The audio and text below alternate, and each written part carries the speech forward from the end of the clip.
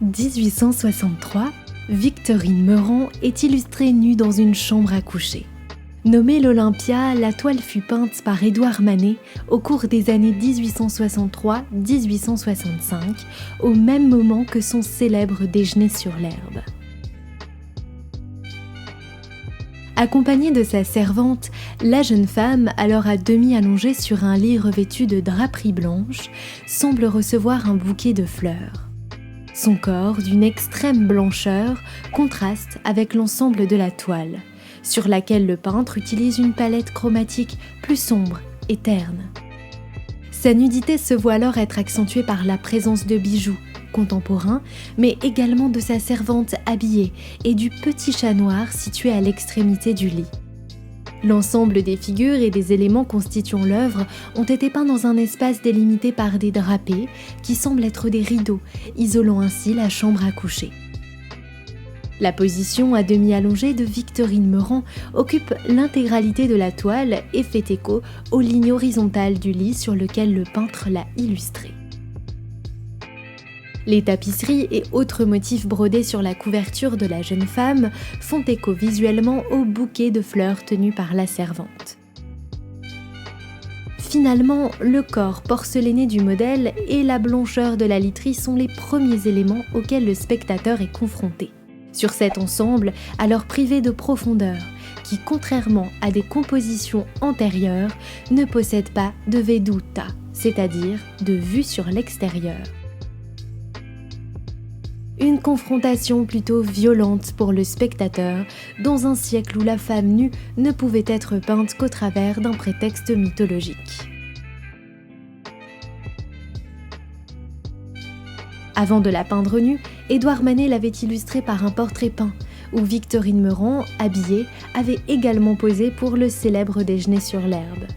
Cette fois-ci figurée nue, son assurance surprend, son regard franc et sa posture ont été vus comme une provocation de la part de l'artiste.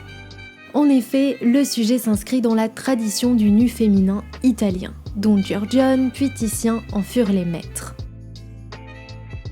Cependant, là où les peintres italiens de la Renaissance illustrèrent des femmes nues dans un contexte mythologique ou bien allégorique, Manet, quant à lui, mit en scène une vision plus crue, plus réaliste et dérangeante, une femme vue telle une prostituée attendant son futur client. Même si le titre Olympia pourrait rapprocher davantage l'œuvre d'une scène mythologique, nous apprenons rapidement qu'Olympia fut finalement un surnom utilisé chez les courtisanes au XIXe siècle. Ainsi, l'aspect allégorique ou encore mythologique ne furent bien évidemment pas employés par Manet afin de peindre cette femme nue. Le chat noir dans la partie droite de la composition peut être vu tel une évocation érotique, ou encore le bouquet de fleurs, probable remerciement envoyé par un client. Si nous devions comparer la toile à cette tradition italienne du nu féminin, nous pourrions constater que la construction spatiale utilisée par Manet s'inspire largement des œuvres antérieures.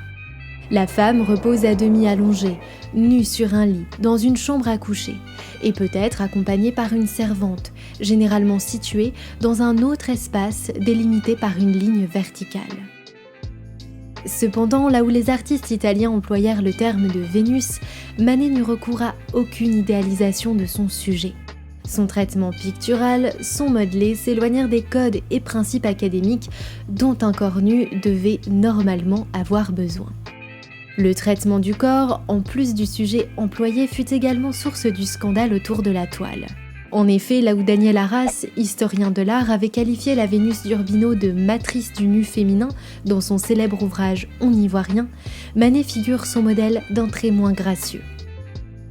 En 1863, lors du salon où fut présenté le Déjeuner sur l'herbe, ce même dispositif fut employé par d'autres artistes.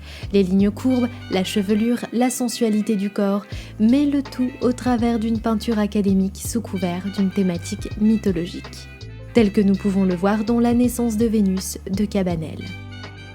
Victorine Meurent, alors allongée sur son lit, baignée par une lumière crue, semble regarder le spectateur avec insistance. Son regard s'accompagne d'un geste, jugé autrefois trivial, sa main apposée sur son sexe. La Vénus du Robinot semble s'adonner à un plaisir plus personnel, un geste qui était alors recommandé dans les peintures de la Renaissance, dans un but de stimulation des époux au cœur de la chambre à coucher. Ces toiles favorisaient alors la fécondation et l'espoir d'avoir de beaux enfants.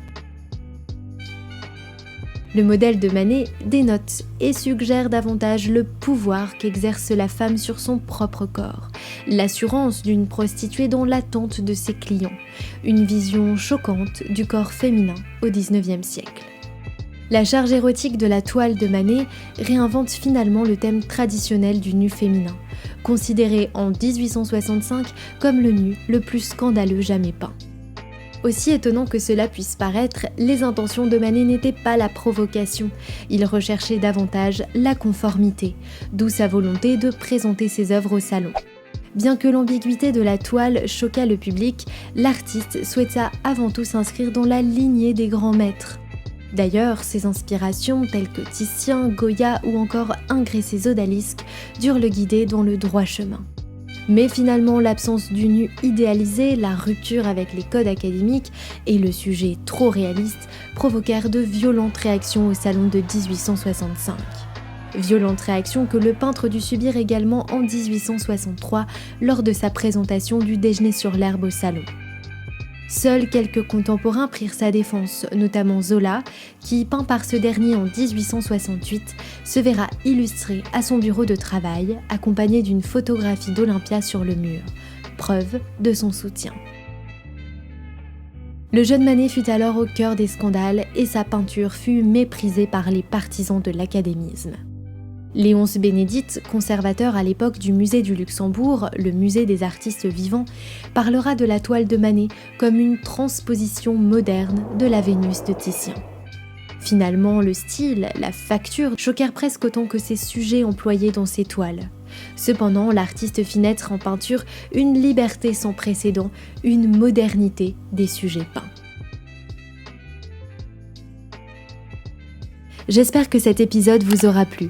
N'hésitez pas à partager, commenter et surtout à vous abonner à la chaîne. Je vous dis à très bientôt pour un prochain épisode.